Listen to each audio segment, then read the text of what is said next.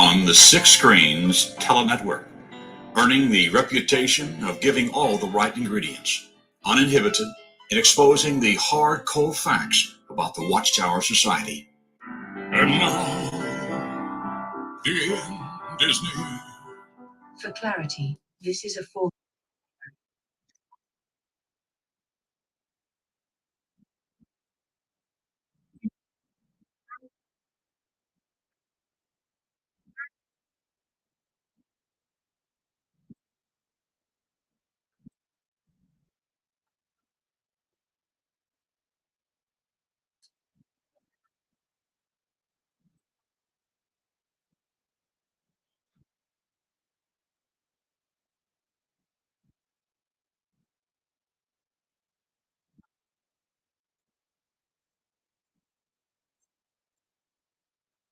Well, there you have it. Well, we are going into our program, Returning to Light, and we've got Roland Smith coming out of the United Kingdom and Chad Burns coming out of Illinois.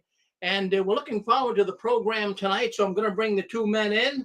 We're going to be rolling in, and we're going to bring Chad in. Hello, fellas. How are we doing tonight? Yeah, doing good. Where's Chad? Yeah, Chad's there. I think you can hear me. Yeah, there Chad is. Oh, there we are. I can see you now. All right, now we're going. Boy, Yeah. the sound quality is really good, Roland. What, you get a new microphone or something, Roland? You're coming really clear. No, it's just my phone. It's as usual. It's probably because I'm a little bit closer, perhaps, to it than usual. Yeah, very good. The sound is good. Yeah. So I'm going to step out of the scene. I'll let you folks do your business here tonight, and I'm here if you need me. Okay, thank you very much. All righty. Right. All right. So, been a while. Yeah, it has. How you doing? Yeah, we're doing good. Yeah, but it's all good over here. And yeah. What's how's things in the States? Any more balloons been shot down lately? I have no idea what is going on with all that. All I can say is our president has really shot himself in the foot before he ever took a shot at a balloon. Yeah. Anyway, what I was going to discuss this week was we was going to we had a subject, but during the week I had a sudden visit come out of the blue, completely unexpected. And what it was one person that came to my door, and it was I used to have two Jehovah's Witness friends. I won't mention their names online because they're still active JWs. Anyway, Thursday morning, about midday time, I had this knock at my door, and I wasn't really expecting anybody, so I went to the door expecting it to be a delivery, perhaps. And there's this JW sister that I used to know in the congregation. Now, her and her husband were extremely good friends, and they used to moan quite a lot about certain families within the congregation lording it over other people and causing problems where there didn't need to be any. So I used to talk to her and her husband quite a lot because he was a little bit older than me. He was about 15 years older, and she's about 7 years older than me. So he was sort of like an elder brother and sort of father figure almost in one. And so I used to go to him for advice because you couldn't really go anywhere else. And I knew whatever I said wouldn't be taken and delivered to the elders. You know, I knew whatever I said was confidential. Anyway, I mean, they often used to say to me about people that they'd lost in the truth. And they used to say to me that, you know, they'd got many close friends, well, particularly a couple of close friends who had left the truth, were now like disfellowshipped or disassociated, and they felt it sad that they couldn't speak to them, but they was very firm about not speaking to apostates, even though they were their best friends. So for her to turn up on Thursday morning was quite a shock. And also it was a particular shock because she travelled 11 miles. Her husband brought her. He didn't come into the house, and he actually stayed in his car a bit further up the road in town. Now she risked being seen coming into my house, bearing in mind they class me as an apostate. So she could have been disfellowshipped just for even knocking on my door. But she knocked on my door anyway. I opened the door and I thought, oh, is she trying to get me back into the JWs? And she says, do you mind if I come in?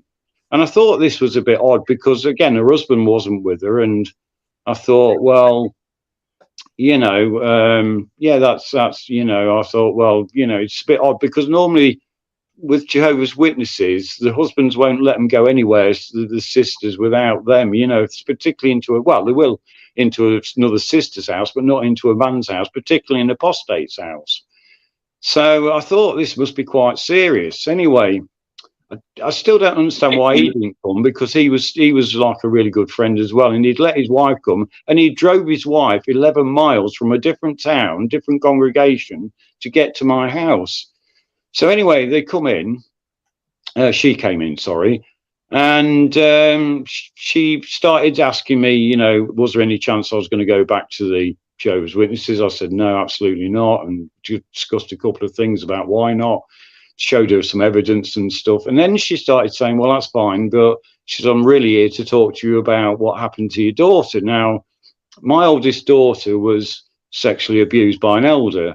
I can't name him either. I wish I could, but for legal reasons, on live on air, I can't, because he hasn't been prosecuted. Because when my daughter told me, 14 years had passed, I'd already left the organisation. We contacted the police, but too many years had passed. But she did say that if anybody else came forward, she would then give evidence, and they would probably get a strong conviction. Strong enough trial and evidence for conviction. So my daughter left it that she agreed that if anybody else came forward, she would step up and also give evidence at a trial. Anyway, this woman, she came the other day and she said, I want to ask you about what happened to your daughter. And I said, oh, yeah.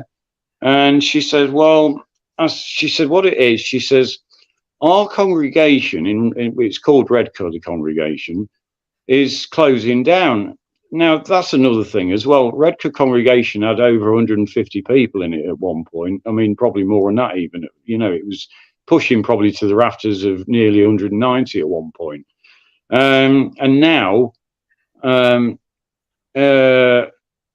now it seems like they're going to close that congregation down and send them to the old congregation that I used to go to, where this guy who abused my daughter goes.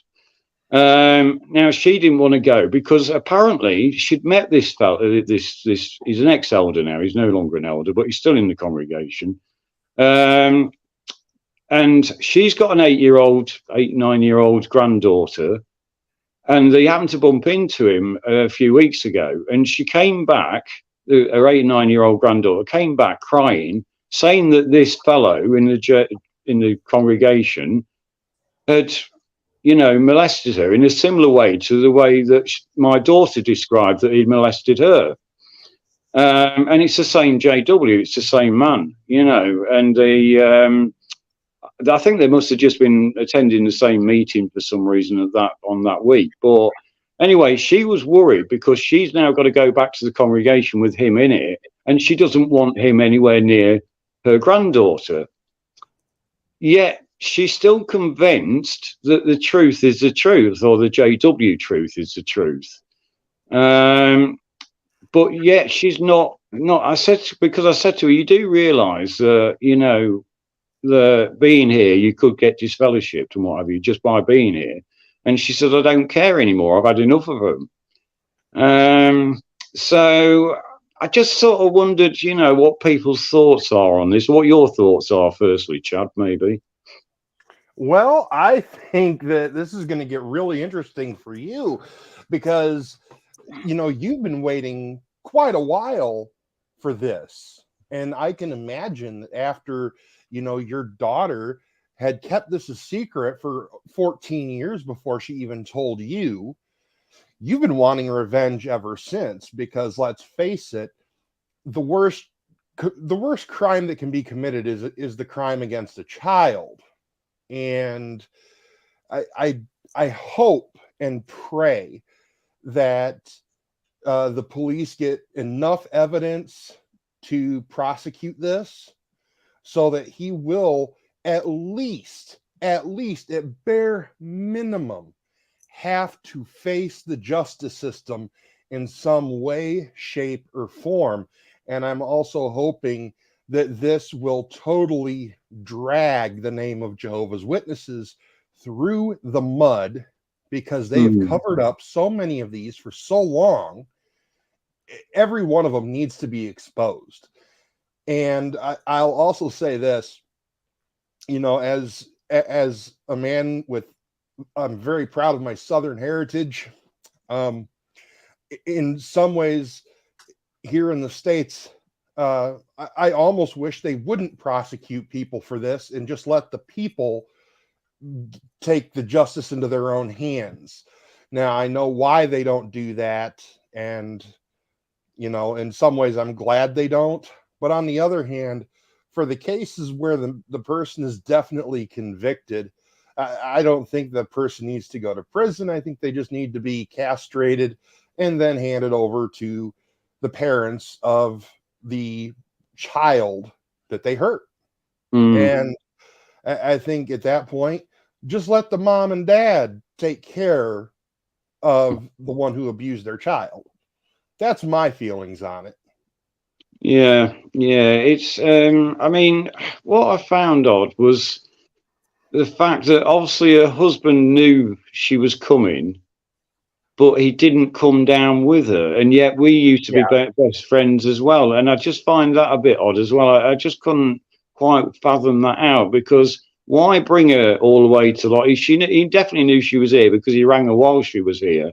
Right. To see how long she was going to be. And she was saying, she was just talking to me. So he definitely knew that she was here. He definitely brought her here because she can't drive.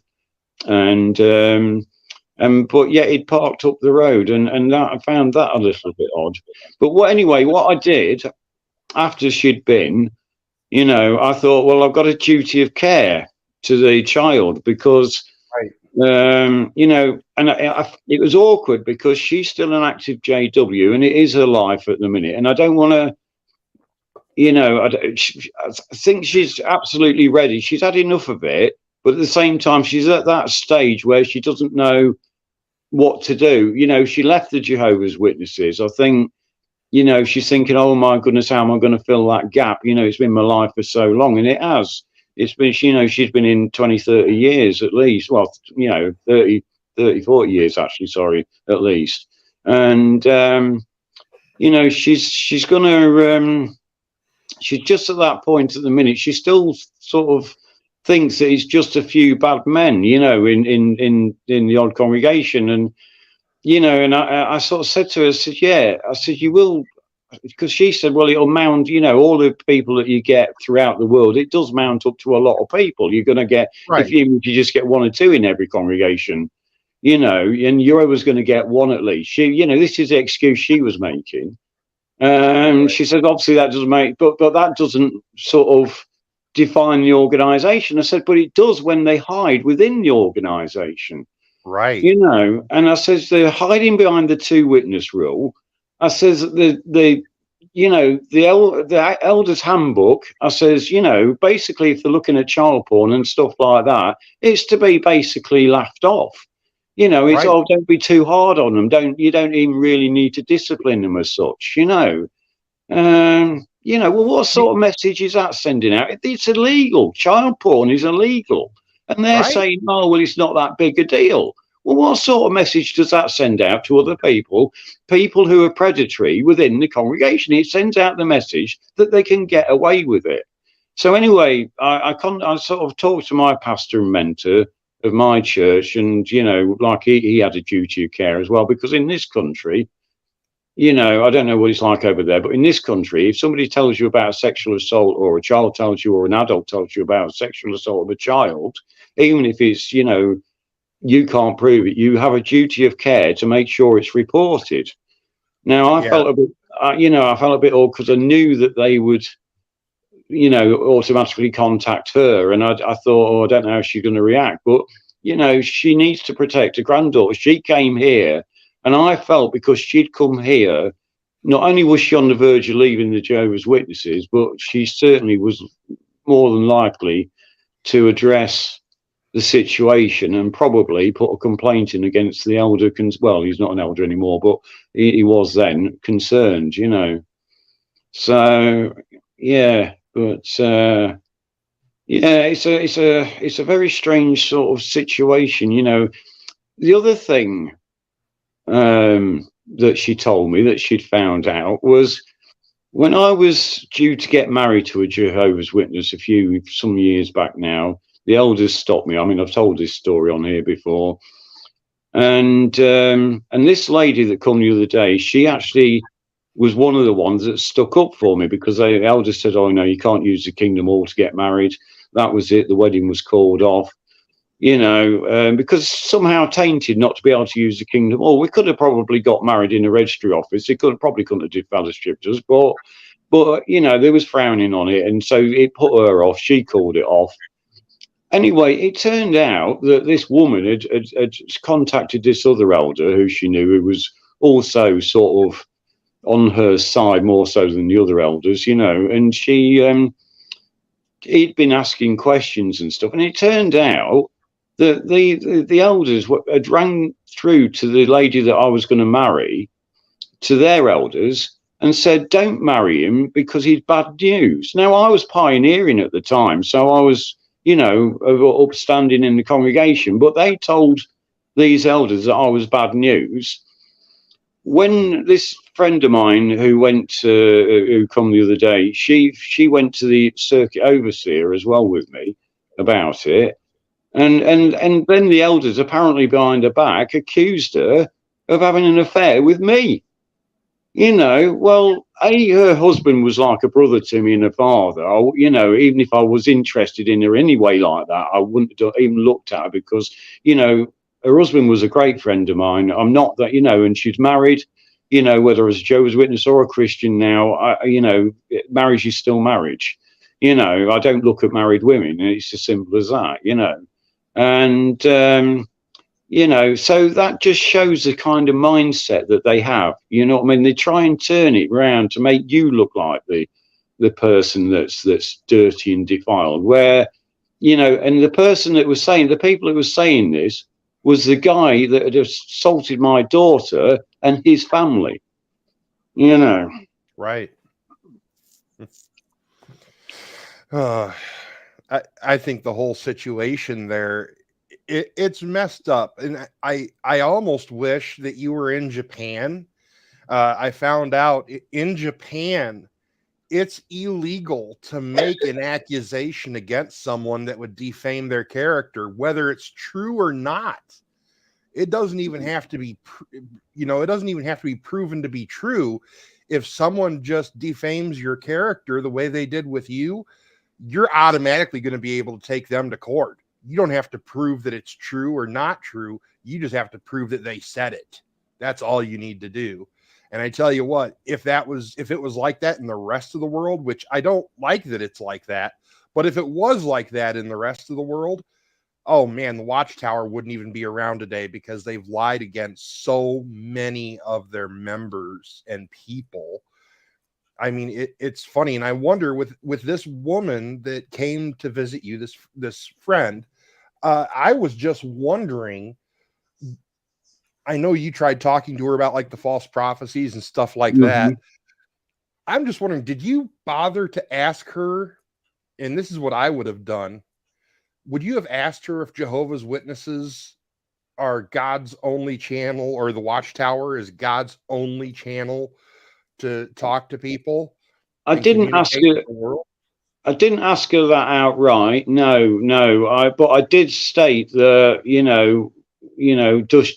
I sort of touched on it in the way that I said to her, I don't believe that any particular religion should be the be all and end all. You know, no particular church building or congregation should be controlling you in that way. And right. You know, and no particular church or congregation is necessarily, you know, just the only religion or the true religion of God. You know, there's something to be said for many churches, many religions, but right, ultimately, I say, you know, it's in here. It's from you. You're the temple. You're walking about.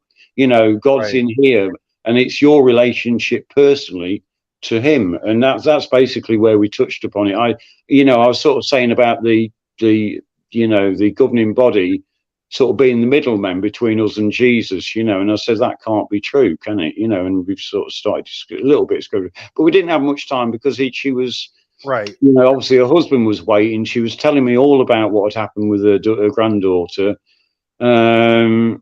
And it was just the way that she'd said she'd sort of, she'd had enough of the people, and but she was almost like she'd had enough of it wasn't taking an awful lot to sort of convince her, if you know what I mean, that, because I was sort of saying about the 1975 prophecies and the others. And she, well, that was a mistake by the congregation. I said, no, it wasn't. And and I said to her, look, in 1974, in the Kingdom Ministries, it's talking all about it. The governing body are promoting it. I said they're saying within the next few months Armageddon's coming along, etc., etc. I showed Right. it, but like I say, we didn't have loads of time, so I could only show bits. But when I did, it sort of silenced her, which isn't usual for her. Normally she has an answer, but she was silent. But what my concern is not just for her granddaughter, although her granddaughter's got special needs as well. She's a granddaughter. Her parents aren't Jehovah's Witnesses, although her grandparents are. And she's had issues with her parents and stuff. Her grandparents have got custody of her. So when I phoned the police the other day, they was already aware of her, of the girl anyway, from that situation. So they just asked me what had happened, and I told her what she'd said to me, what she said had happened. I also pointed out that, he'd molested my daughter at one point a few years ago when she was younger and about the same age. And it was a similar sort of attack, apparently this girl come back. She was in hysterics. She was crying. This is a lady's granddaughter. She was crying. She wouldn't sleep. So what on earth he'd done? I mean, well, I don't even want to imagine, but it's just, people like this should just be locked up and, right. And thrown away. Right. And the reason I brought up about asking that one particular question is, excuse me, my other phone is going off. Okay. The reason I asked before about asking that specific question about, is the Watchtower, Jehovah's Witnesses, Jehovah's only channel for communication to Earth? Because as well as I do, if they're being honest, they're going to say yes. Well, I have an app on my phone called TubeMate, and I use that to download videos from YouTube. And I actually have the clip of Jeffrey Jackson, the governing body member, when he was hauled before the Australian Royal Commission Court. And he was asked that specific question, and he said, oh, no, that would be presumptuous. So, I mean, that's an awesome thing, because if you get them to admit that first, oh, yes, we are the only channel, and they've been pounded in that answer in their head for years. And then all of a sudden you show them one of their idols, literal idols, Jeffrey Jackson. You show him saying, oh, no, that would be presumptuous on our part. Well, all of a sudden, boom, you're going to force cognitive dissonance to set in, because they're going to believe the answer is yes. But at the same time, while they believe the answer is yes, here they are with their head and chief of their organization saying it's no. And I just saw a message from Work for Lutterworth asking me to put an email in the post. Unfortunately, I'm on my phone right now. I use my phone for my internet, so I can't access my email while I am live streaming. But I will check it out as soon as we're done. And also, I want to say hi to a friend of mine, Pastor Jeff out of Michigan. He's watching for the first time tonight. So I want to welcome him into the 6 screens of the Tele Network. And I'll turn it back to you now. I'm sorry. I just wanted to make that quick point. Oh, no, that's absolutely fine. The other thing she brought me, which I found very odd, was this. It was a copy of a Watchtower. Which Watchtower was it? It was. I can't see it now. Where's it gone? Oh, May 2019, and I don't know if you can see that. So, you probably can't because the light's not very good in here. But what it is, it says providing comforts for victims of abuse, and it's a Jehovah's Witness, like I say, Watchtower publication. It is a Watchtower itself, and it's obviously a study article that they've had one Sunday. Because it's got questions and stuff underneath it, leading questions as usual. But it's asking about why it says providing comfort for victims of abuse. Well, what do they know about providing comfort for victims of abuse? The first thing they do is hurl them in front of a committee, of men. It doesn't matter whether it's male or female that's been abused. It's still the same. You've also then got the accused being in there with them, and they're having to relate this terrible experience in front of all these people. Well, I mean, even the police are more have more tactics than that, more tactful than that. Right. And it just it goes through a list of things, but what made me laugh was it quotes Job 34, 22, 20. I'm not going to read that, but underneath it says, in some cases, abusers may seem to get away with their wicked deeds, but they cannot hide from Jehovah, who hears their cries of their victims. Trusting in Jehovah's justice can help us find peace. Well, yeah. I mean, they can't hide from Jehovah, but apparently they can hide in Jehovah's organization. Apparently they're fine in there, and they can stay there right up until the end of time and, till the end of their lives. And obviously these people, they've got no belief in God. They've got no belief in an afterlife or whether they're going to get a resurrection or not. They're just there to prey on children. It's as simple as that. And they use their position. They use their position as elders because that's what they do. And they hide behind the 2-witness rule, which was never meant for that. It's just absolutely sickening. And, and anyway, it really infuriates me. I mean, I don't have much bitterness about much, but that does still stick in my stomach, And if we can get this fella on these charges, then, even better. But the thing is, it just makes me wonder how many more people, or how many more kids, rather, he's had, and how many more he's sexually molested and haven't come forward in the past, because he's been in that congregation for years.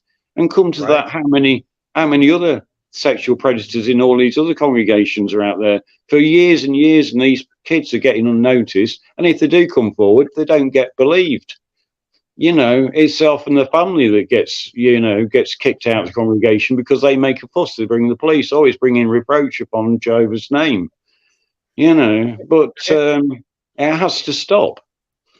Yeah, and I mean, I think back to one of the horror stories that I heard about a woman here in the States who was a Jehovah's Witness. She was a born-in, and when she was a little girl, she went to her parents and she told them that this other man in the congregation had been touching her and how he was touching her. And they called up the elders, and then the elders pulled her to the side and they made her relive it by questioning her on what all happened, and made her go into great graphic detail now as a teenager. And I'm sorry, she was still a little girl. She was a preteen, so she was probably around 10 or 11. And then they said, well, let us tell you something. It never happened. you're lying.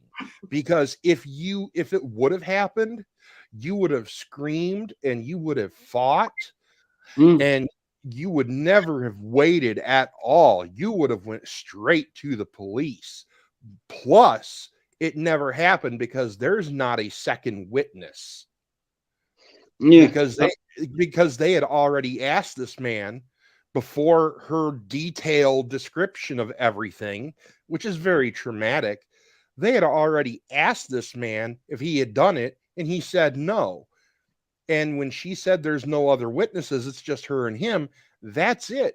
It died right there on the table because, without two witnesses, they don't believe it. And then the next Sunday at meeting, they called her in front of the congregation and they told her, if you do not publicly repent of this and admit that everything you said was a lie, then we are going to disfellowship your parents. Yeah.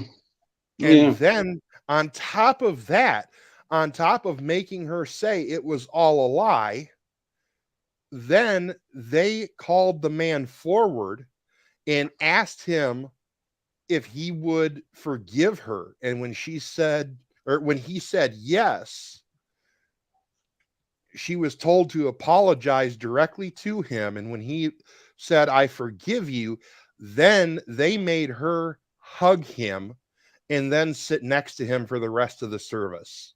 Yeah. Yeah. I mean, that is absolutely, it's beyond sick. That is absolutely disgusting. It is. There just aren't words for it. I mean, like you say, it's beyond sick. There are no words to describe that sort of thing. I don't know if anybody wants to come in, if they've got any experiences or anything they want to say. So just call in, speak up. We're waiting for your call. It's star 6.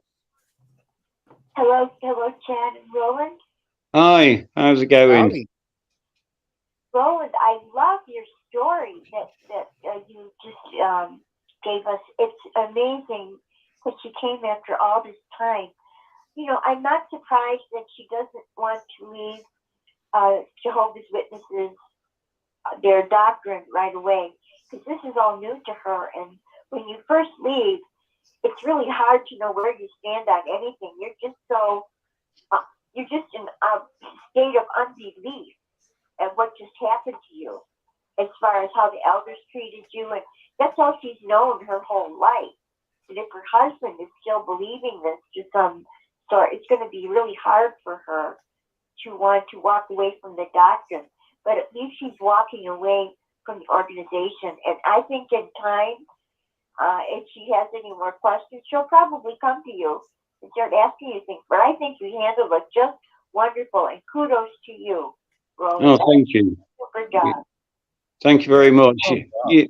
Yeah, I mean, it was very difficult when I left the Jehovah's Witnesses, because those two people were the only real friends I really, really had left at the time, and there was one or two others, but they were spread sort of out throughout the country and throughout the world by the time I left. So I wasn't really having any contact with them anyway. So it wasn't like I was going to miss them that much. But them two, the lady at the company, I really did, because they were like a proper brother and sister to me. They were more than just spiritual brother and sister. They were almost like a adopted brother and sister, if you like, almost like blood, though, in some respects. And and they really did sort of look after me, and I tried my best to do the best for them. She'd also just lost her daughter as well, because her daughter has schizophrenia. I only saw her daughter a year or so back in the actual psychiatric hospital when I was doing the chaplain services there. And her daughter got schizophrenia, but then while she was in there, she ended up getting cancer. And she was only she was only young. She wasn't old, not old, sort of, I don't know, probably 30s, 40s. So she just lost her only a few weeks ago as well. And then she's had to deal with this thing with the granddaughter, and so it was quite a lot for her to come round and, and risk all that, and, and have all that on top as well. It's, So kudos to her for, you know, she must have been bothered. That was my thoughts. You know what I mean? She must have been really, really intense. The other thing she didn't realise, because obviously they'd told people something different, was that I hadn't found out that my daughter was assaulted until after I left the organisation, after I'd handed in my disassociation letter.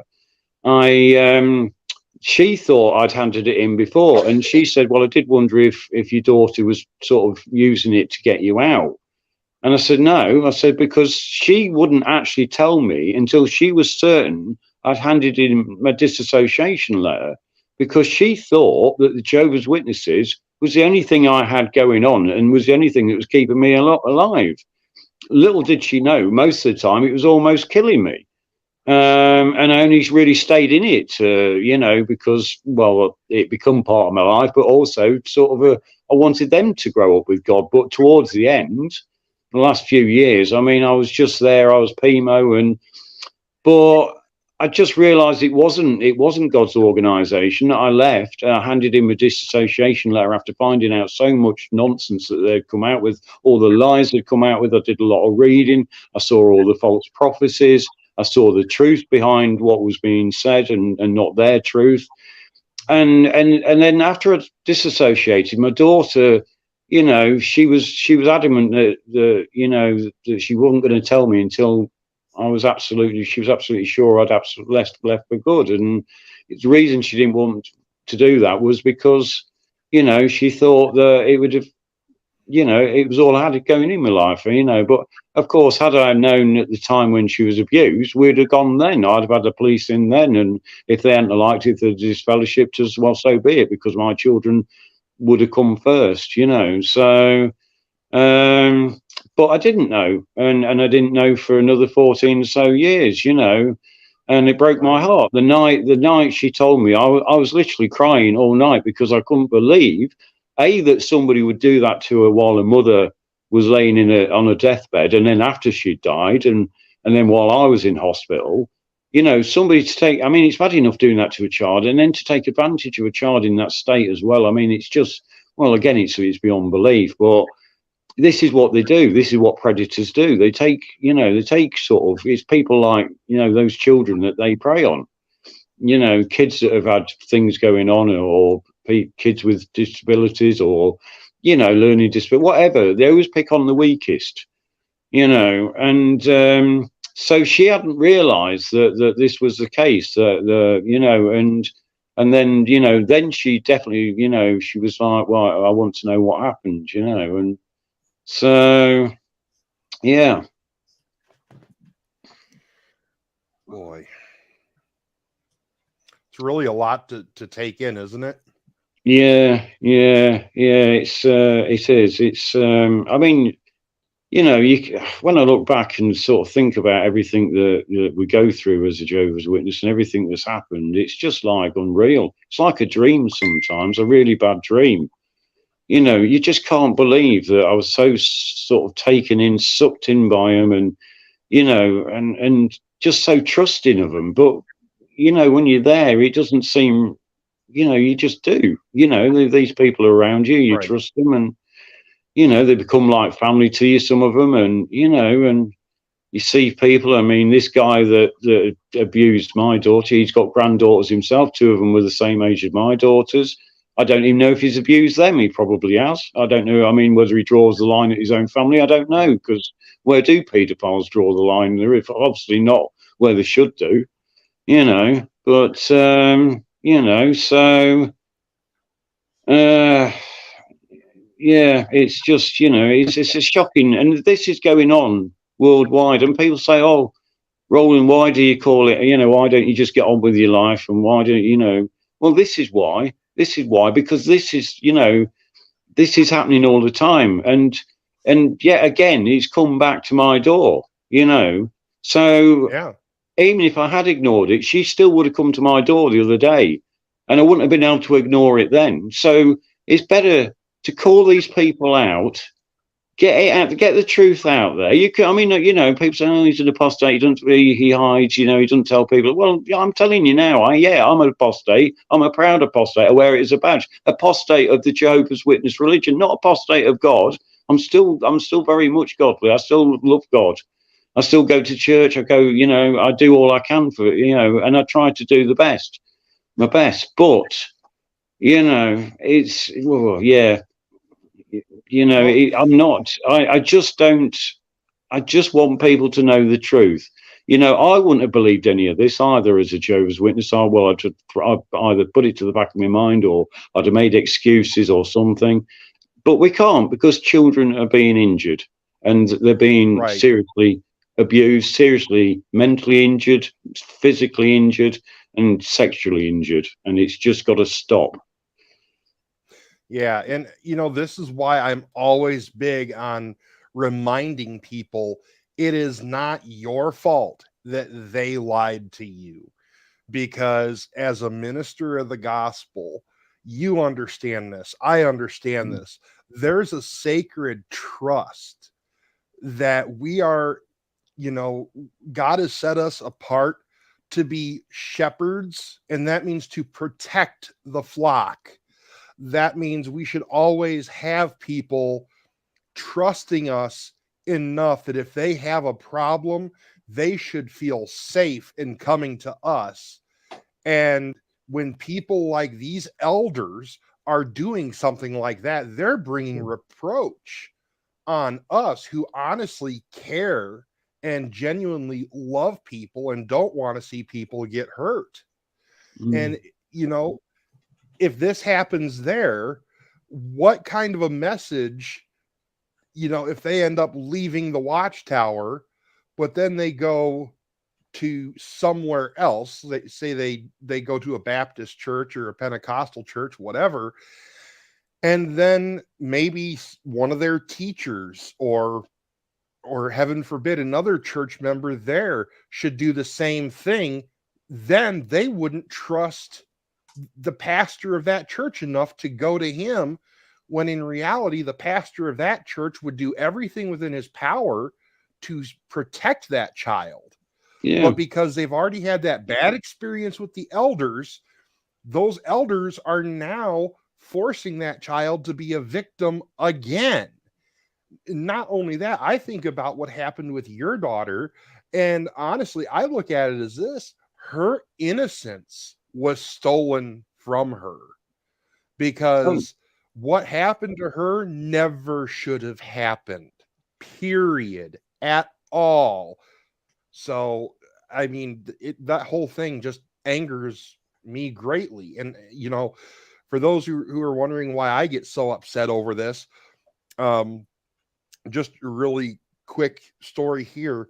We were really close to our family doctor, the man who brought me into this world, and he was molesting my sister for several years, and several of his other patients. In fact, the weekend he was arrested, he was supposed to be going out with us on our boat. Him and his family. We were all going to go on our boat. And because he got arrested, he didn't make it. And then the next week, my parents were pulled into the police station, and my parents were questioned, and they didn't know what was going on. And because this sicko made tapes of what he was doing to these girls, they had to watch a tape of what happened to my sister. And I was still young. I was in, and I remember people following us around, private detectives that his defense had hired, following us around, trying to intimidate us. And, in some ways that stole part of my childhood as well, part of my innocence. So there's more than one victim when it comes to this. And I think children, because they are so innocent, they are so small, they do need people to look out and protect them. And, I'm thankful for people such as yourself who would honestly do the right thing and try to protect that child. But what do we do about these predators who aren't the ones that are molesting them, but are just the ones in allowing it to happen, and they're protecting the predator? It's something that really angers me, and I wish that we didn't have to talk about this type of a subject, to be honest. But Well, it's something we do have to talk about because it's something we all deal with. Well, it goes on so much. This is the trouble. I mean, it's not just a one-off case or a couple of cases here and there. I mean, we're seeing it all over the world now. I mean, where was it in the other week? You was talking about, was it 9 of them got arrested from a Kingdom Hall? I can't remember where it was now, but was it 9 that got arrested for sexual abuse, and one of them was his niece? Yeah. And, I mean, what? So you got that. I mean, and you just seen it in every congregation. It's popping up in all over the world. You see it over here in England. You see it in America, particularly. Also, Norway are wise to them. Australia with the commission. Everybody's getting wise to them now. They can't hide anymore. And the people who are witnesses, surely they can see it. I mean, it was a lot more difficult back in the day before the internet.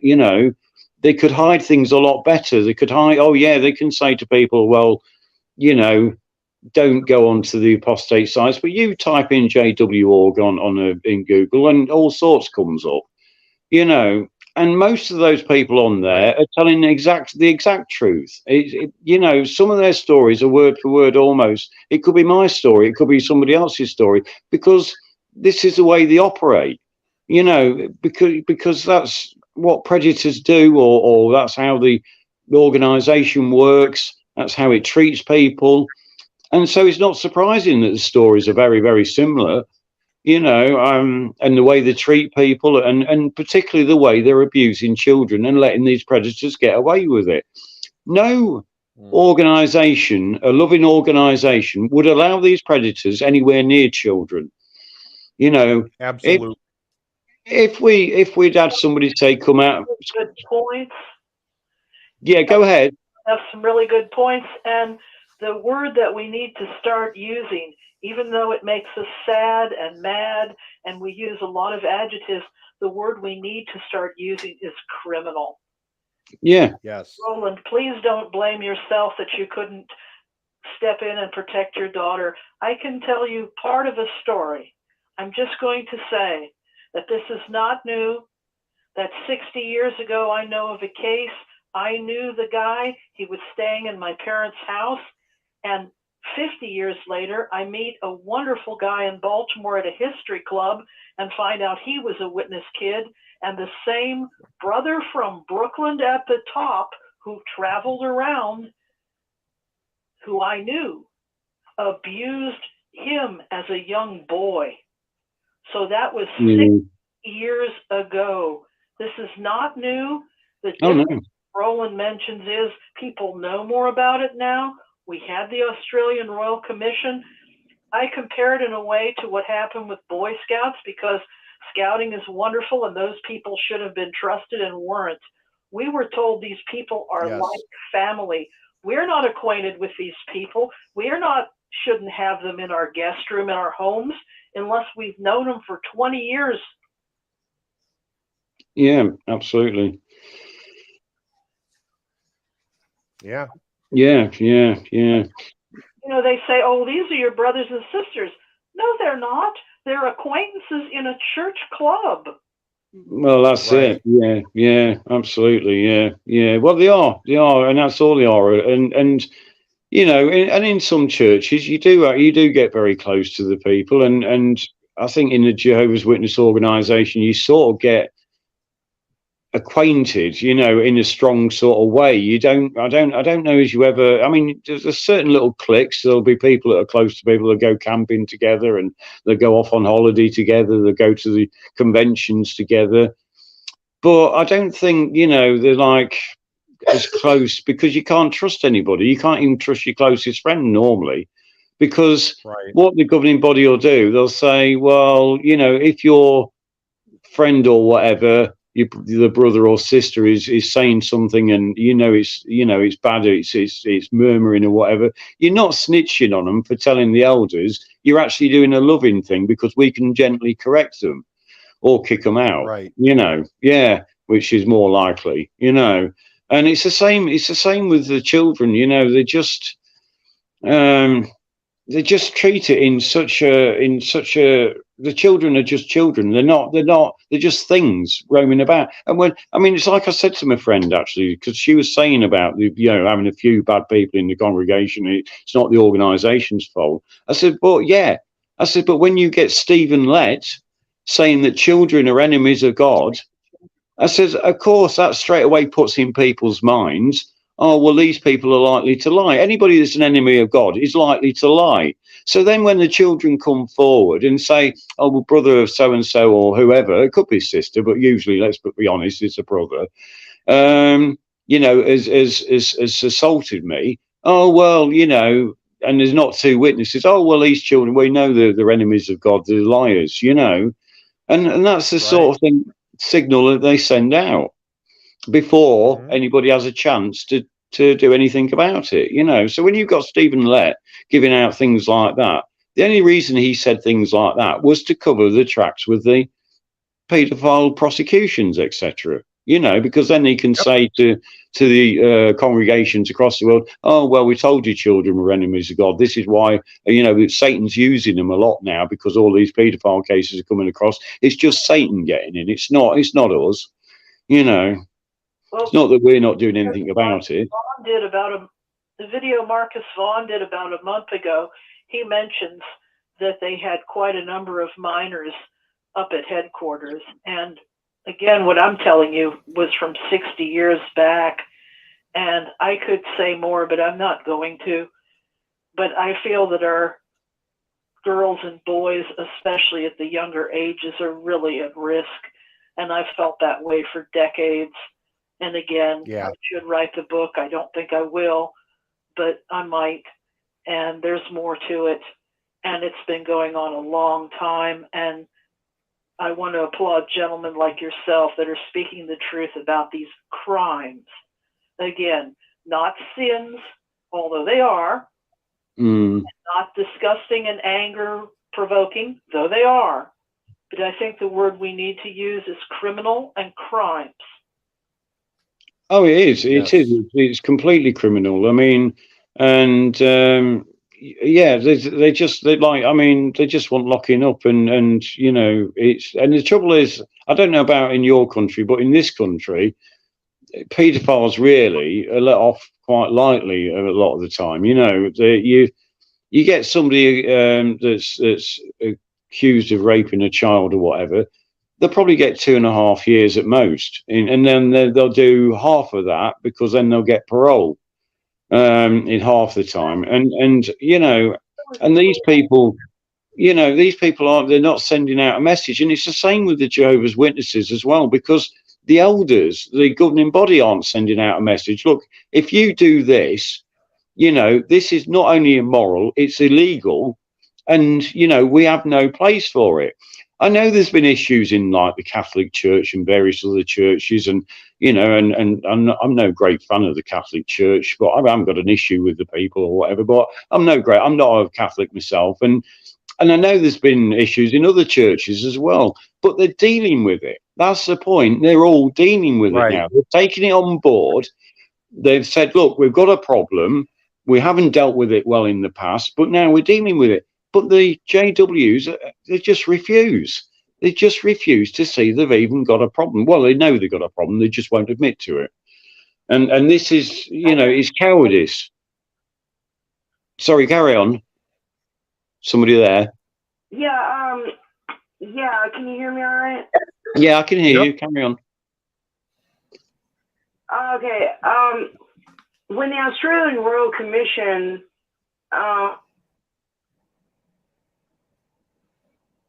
Yeah. You there, caller? Hello. I guess the caller took off. She'll be back. She probably just had phone trouble, but she'll probably call right back in. All right. Okay.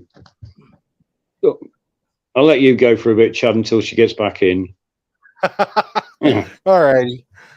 Yeah, I mean, when you think about all this, it needs to all come to a stop. But until everyone starts getting proactive about it, nobody is going to know what all is going on. You know, I think about the newscast, and Rick brought it up. I think it was last week or the week before that channel. I think it was like Channel 5 News or something out of Canadian TV. They were doing a special on Jehovah's Witnesses, and he was in part of it. And I actually have that. I actually have that downloaded to my PC, and I make DVD copies of it for friends of mine who are wondering what's going on. But, you know, I remember in part of that, it shows these ex-JWs going door to door up there in Warwick, New York, warning people about pedophiles in their area and telling people, yeah, it's the Jehovah's Witnesses, it's the Watchtower Bible and Tract Society. And they were going door to door, letting people know about it, passing out flyers. And I mean, they did a lot of good by doing that. I have no doubt in my mind that it caused some headaches for the Watchtower. But, you know, I think we all need to be much more proactive when it comes to confronting this whole issue. That's why whenever I bump into Jehovah's Witnesses when I'm out of town, because they're like never in my town now since our local Kingdom Hall closed down. But when I'm out of town and I see some Jehovah's Witnesses or I bump into them, and I make it a point to talk to them. And I always bring up about the Australian Royal Commission. I always bring up about Jeffrey Jackson saying that it would be presumptuous to think that the Watchtower is God's channel of communication to the earth. And I bring up the 2-witness rule. And I've had so many of them say, no, you don't know what you're talking about. That's why I keep all this stuff on my phone. When they say, no, he never said that. Really? Here's the clip. And I can pull it right up. It's right there in its own little folder on my phone. Go ahead, caller. Yeah, well, what I was trying to say before my call dropped me, but when the Australian Royal Commission was going on, me and another ex-JW that went by Katie Kitten, we were crunching the numbers. And what we crunched was how many people are there in Australia and how many JWs in Australia, and what are the numbers of the current rate in the public, you know, just general public, what's the percentage of children getting molested? And then we use the case numbers and crunch those numbers. And when we were done, we found out that the Jehovah's Witnesses, the children in there, were 4 times as likely than the general public of being molested. And that's a big difference. And that's because the policies make it a haven for people that are going to do that to children, and things don't happen to them, and they know it. And that's why they're in there. And Watchtower has to change their policies. Yeah, they do. They do, but will they? I mean, maybe if they're pushed, maybe there'll be new light and, oh, well, you know, but I don't hold my breath at the minute. I really don't. I mean, the only reason they're doing anything is because they're being pushed by the governments at the minute. And they're just doing anything they can just to take the heat off for a bit. But as soon as they think that they're in the all clear, it'll just go back to normal again. Just, you know, kids being abused, you know, things being overlooked, people being shunned. for no reason other than the fact that they decided they didn't want to go to a Kingdom Hall to worship. They wanted to go somewhere else. I mean, it's all the same. I was just reading, I think it's Mikey the Mike on, I think it's on YouTube.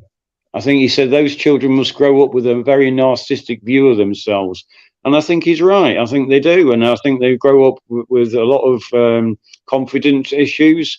They grow up often struggling with alcohol and, struggling with drug issues and serious mental health issues. I mean, my oldest daughter, she's doing okay, but she's not been without her problems. And a lot of it stems back to him abusing her.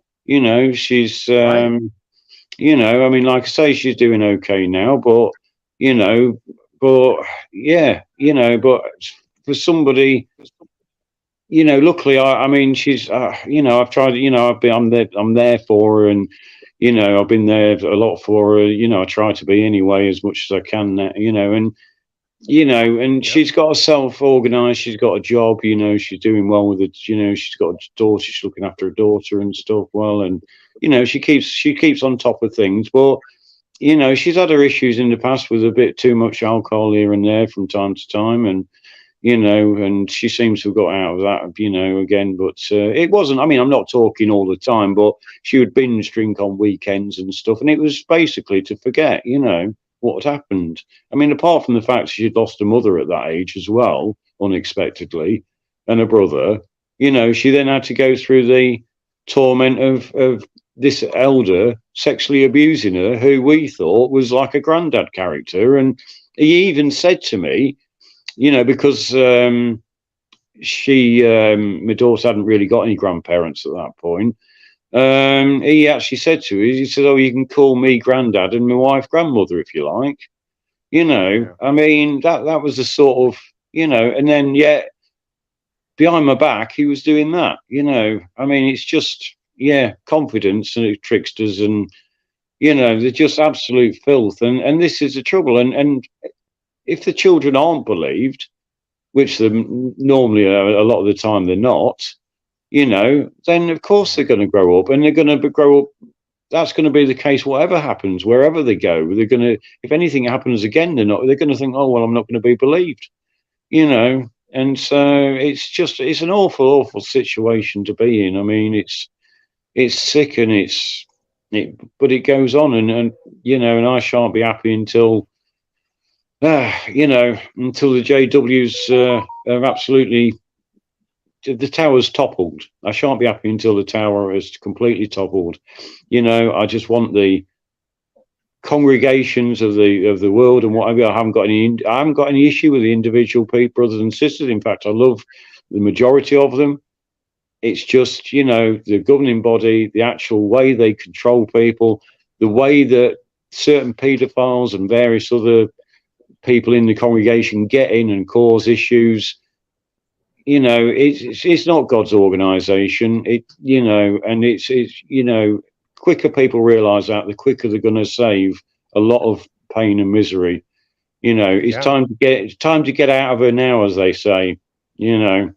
If you want Babylon the Great, well, she's, Jehovah's Witnesses is a big part of it. So, Yeah. And, I think back, if they actually cared about the children, I remember, when I first became a Christian, I was involved with the Salvation Army. That was the church I attended. And I found it a very educational experience, because the Salvation Army had something like a CSA, child sex abuse scandal, happen. Their response immediately was to develop a program that protected the adults as well as the children against any criminal behavior, but also against any false accusations. And they called the program Safe from Harm. And in this program, basically, a big part of it was just common sense. Be aware of who you're always with. If you're going to be around a child, Make sure there's another adult. Make sure you're never alone with a child. And also, and I actually remember at one point, there was a kid at camp. I call him a kid. He was my age. Mm-hmm. But he was there as a counselor for his younger brother who had special needs. He was blind. And I remember one time some kids came up to him and said, "Hey, your brother is getting assaulted in the shower by the swimming pool." So he takes off running and he sees me, and I'm like, "Hey, what's up?" And he just looked at me and he yelled, "Safe from harm." And that was an understanding that when someone said that, you automatically drop what you're doing and you go with them. So I went with him into the shower, and we were able to protect his younger brother. There were 6 kids in there trying to rip his clothes off, hold him down, and beat him up. And we were able to stop that in its tracks. But, he could have got in trouble if I hadn't been there and one of those other kids would have said something about him. So, actually with that, it probably wouldn't have happened because there was a group of children there. But still, it's just the fact that they came up with this program that was designed to protect the children and also protect the adults. And it works out great. They've not had any problems since they instituted this. If the Watchtower genuinely cared about children, if they genuinely loved children, they would adopt a similar program. And that's all I got to say about that. Yeah. Well, we've got about 3 minutes. Does anybody want to quickly come in? We've got any comments before we close up? Hey, Roland, take about 6 minutes if you would, Roland. Just check. 6 minutes. All right. Yeah. Have we got any comments then? Anybody want to come in? Just come on, folks. We want to hear what you have to say. I thoughts. Oh, go ahead. Sorry. Okay, no, it's just that when I think of the word Jehovah's Witnesses, I think of the word predators. They're set up as a predatory organization to begin with. They go door to door, and they basically say to these people, "Come into my parlor," said the spider to the fly. They're just trying to attract people because they want to suck money out of them. So they're predatory in that way. So when they allow further predatory people to come in and misuse children or adults, they're just set up to be predatory. So all their rules are going to be basically predatory, set up the way the organization is set up to prey on people. They prey on people's minds, and they prey on people's or children's bodies. And that's just the way they're set up, and they'll never be different, like you said, unless they change their organizational laws, which they probably will never get rid of the 2-witness rule. Right. And even if they... I have a comment. Yeah, go ahead. Can I add? I just wanted to say, Chad, I really liked your idea about how to treat pedophiles. But you said earlier when you opened the show about packaging and handing them over to the parents. I think that's a really good policy. So maybe you could get elected into the political system and start changing the policy there. Anyway, I wish that would work. And I get 100% behind you. All right. Thank you. All right. Thank you. Thank you. Yeah. I actually would consider doing that, except for one thing. There is a part in our Constitution and the Bill of Rights against cruel and unusual punishment. However, I don't think it would be that cruel nor unusual. So, yeah. Yeah. But I mean, honestly, I have another question about that. Go ahead. In the Bible, isn't there anything in the Bible that condemns the abuse of children? Oh, absolutely. There is? Oh, yes, absolutely. It's called the Pornea Code. You'll read about it in Leviticus, I think it's chapter 17. It deals with sexual morality and immorality. And a lot of that applies to children when it's dealing with the unnatural affections, like men with animals, men with family members, women with family members, women with animals, that kind of thing. Now, in the New Testament, especially in like Matthew, I think it was chapter 19 or 14, Jesus was questioned by the Pharisees, and he brought up this code when he talked about divorce, and he said, unless it be for fornication. And the word he used there for fornication was the Greek word porneia. And that was a direct reference back to the Pornea Code in Leviticus chapter 17. So really, Jesus was saying any kind of sexual immorality, not just what's found in Leviticus 17, but along those lines would be a reason for divorce. So, I mean, if someone gets caught molesting a child, you don't have to stay married to that person. And I don't think you probably should either. But yeah, I mean, there's definitely other stuff about this. There's Psalm 127:3. It says, when the earthly parents welcome heavenly Father's children into their homes. I mean, it could be talking about Christians, but obviously it's still talking about children into their homes. They assume responsibility to love them, cherish them, teach them, and lead them to eternal life. And it also, in some part, it says that children are, I can't remember which scripture that is now, are a heritage of God. They're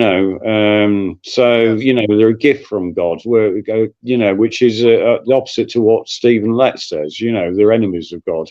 So there's plenty in there, and it also talks about, it's better to put a millstone around the neck than to harm one of these little ones. Again, some people say, well, he's talking about the Christian congregation or Christian, but it's referring to the children. I mean, it's comparing them to children. So that's what God thinks of children, as well as is Christian, children. Yeah. He said, if the little one is stumbled, a millstone should be put around the perpetrator's neck, and he should be thrown into the sea. Some translations say thrown off a bridge. Yeah, absolutely. I think that's Luke 17 or something in it. It says that. But anyway, yeah. So, yeah, I mean, it's there's plenty. There's plenty of scriptures really that would suggest that God wouldn't be happy. And we know immoral. It's a moral act anyway, and we know how immoral and sick it is. And so what would God really think about anybody doing that? It's just, especially one of his people who are supposed to be shepherding, who are supposed to be looking after his flock, as particularly his little ones. I mean, if they can't trust the shepherd of the flock, well, who can they trust? They might as well go off to the wolf.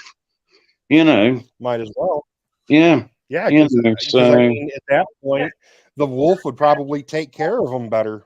They probably would. Yeah. Yeah. Sorry. Sorry. Go ahead. Add something, if I may. Yeah. Go ahead. Something that's very, very clear on Watchtower's position toward children is the new, well, I don't know if it's new, but they came out from my understanding is that the Shepherd the Flock book has stated, and I don't know what page, I'm sorry, I don't have the reference in front of me. Anybody correct me if this is wrong, but they have actually discluded or, the child pornography is not condemned for disfellowshipping offense. No, it's not. No, you're absolutely right. I've read that. I've got it on file. I've got the Shepherds of Flock book, and no, that's exactly what it says. Basically, you know, they shouldn't even be reproved or even disciplined in a harsh way. Anybody that submits to that type of thing. And, you know, child pornography is illegal. It's illegal in this country. I mean, not only are they doing an immoral, disgusting thing by you know, looking at that thing, but they're also doing something illegal. You know, all right, they're not actually abusing the child themselves, but they might as well be, because that child is being abused in that picture. That child did not choose to be naked in a picture or being abused by whoever it is being abused, she or he who's being abused by in the picture. A lot of them children are being sex trafficked, and they're being, you know, passed around paedophile rings. And people don't see the darkness behind these things, and they're just treating it like it's something. Oh, it's just a photograph. It's nothing. Well, it is something, because those children are being abused that they're looking at, so they are complicit in their abuse. Having that on their media, you know, the pedophiles themselves don't just oh no, I don't get on the media or the internet and look at child porn. They do. So it's all tied in, is what I'm trying to say. Yeah. So it convicts Watchtower as being a very criminal organization, in my opinion. Like Pixie said, they're criminal. They are absolutely criminal. I mean, and that's what I would call them. And I just want to point out one more thing. When it comes to pedophilia, the pedophile never thinks that they're hurting the child. They always think that they're helping the child, and what they're doing ultimately is a good thing. So, I mean, take that for what it's worth. But I mean, that's the view of most pedophiles. The other ones will recognize, hey, something is wrong. I shouldn't be doing this. And they understand that they have a self-control problem. And that's why, you know, there's been an uptake in people wanting to be, and it's not that many. It really is not that many.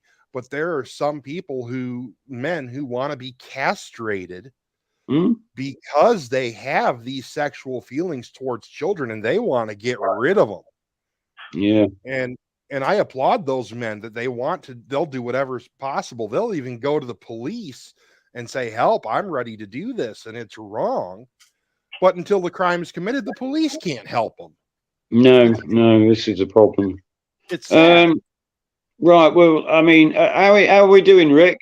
Well, we're just about there. I think we're ready to go. So why don't you wrap it up? Take about a minute or so. Wrap it all up. All right, Chad, do you want to promote your program for next Sunday? Yeah, next Sunday, folks, at 11 a.m. Central Time, 12 p.m. Eastern, I will be hosting Cult Busters, and we're going to be taking a look at what's been going on the past couple weeks in Wilmore, Kentucky at Asbury University. And as always, we're going to be looking at the good, the bad, the ugly, and the embarrassing. So next week, join me next Sunday.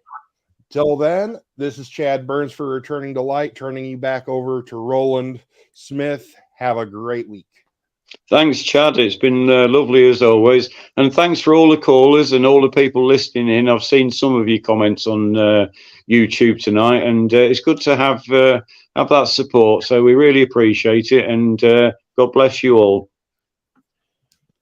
Bye, everyone. Well, thank you. Thank you very much, Roland. Thank you very much, Chad, as well. We really appreciate everyone coming into the 6 screens tonight. So stay with us. We've got JW World News coming up next. And then around 9:30, we have got Fran and Joe. We know they are newly out of the Watchtower. They have their own program, The Outside Story. They'll be coming on at 9:30, and I think you'll find the program very fascinating tonight. They have a guest coming on. They'll explain it to you at 9:30 when you come in. And then around 11 o'clock tonight, we go to Apostate Babe. Well, she's the apostate, your most famous apostate, and she'll be coming on around 11 tonight. So we're looking forward to her program. So let's get the wheels of progress moving here right now. What I'm going to do is I'm going to put everyone right here right now in what we call it lecture mode.